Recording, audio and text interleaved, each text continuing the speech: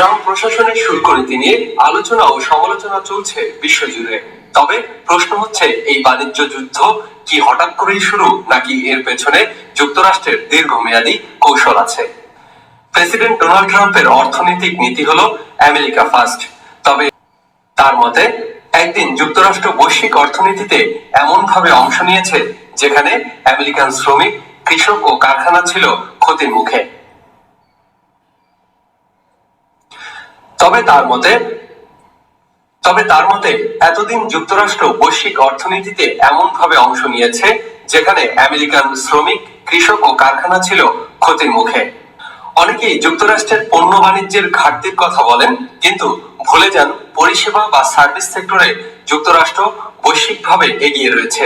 2024 সালে উদ্বৃত্ত ছিল প্রায় 29,300 কোটি মার্কিন ডলার। চীন, ভারত এবং ব্রিক্স মুক্ত দেশগুলোর অর্থনৈতিক উত্থান এখন বাস্তবতা। যুক্তরাষ্ট্রের কাছে এটা নিছক অর্থনীতি নয়, এটা জাতীয় নিরাপত্তার অংশ। বিশ্বায়নের নামে প্রযুক্তি চুরি, মুদ্রা কারসাজি ও বাণিজ্যিক অনিয়ম বরদাস্ত না করাই ট্রাম্পের অবস্থান। ইতিহাসের দিকে তাকালেই স্পষ্ট হয়, এই কৌশল নতুন নয়। 80-র দশকে জাপানের দ্রুত উত্থান থামাতেও যুক্তরাষ্ট্র একই ধরনের শুল্ক ও বিনিময় হস্তক্ষেপ করে। ফলাফল, জাপানের উত্থান থেমে যায়, মার্কিন আধিপত্য টিকে থাকে। দ্বিতীয় বিশ্বযুদ্ধের পর যুক্তরাষ্ট্র নির্মিত বিশ্বায়ন ব্যবস্থা এতদিন উন্নয়নশীল দেশগুলোর স্বপ্নের জায়গা, আজ অনেক সময় সেটা ব্যবহার হচ্ছে উল্টো ভাবে। দ্বিতীয় বিশ্বযুদ্ধের পর যুক্তরাষ্ট্র নির্মিত বিশ্বায়ন ব্যবস্থা এতদিন উন্নয়নশীল দেশগুলোর স্বপ্নের জায়গা হলেও আজ অনেক সময় সেটা ব্যবহার হচ্ছে উল্টো ভাবে। দেশগুলোর উত্থান ঠেকাতে তারা নিজেরাই নিয়ম পরিবর্তনের চেষ্টা করছে। তবে ট্রাম্পের দাবি, এই অবস্থান গ্রহণ না করলে আমেরিকানদের ভাগ্যে লেখা হতো চাকরি হারানো, উৎপাদন বন্ধ হওয়া এবং প্রযুক্তি হস্তান্তর।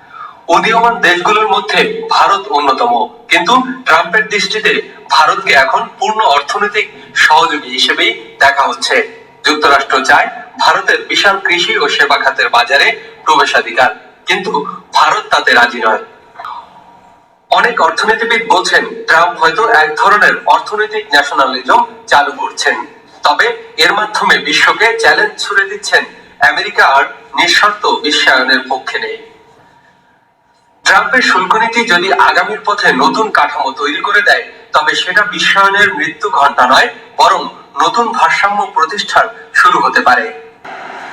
মাইনুল ইসলাম, বাংলা ওয়ান নিউজ ডেস্ক।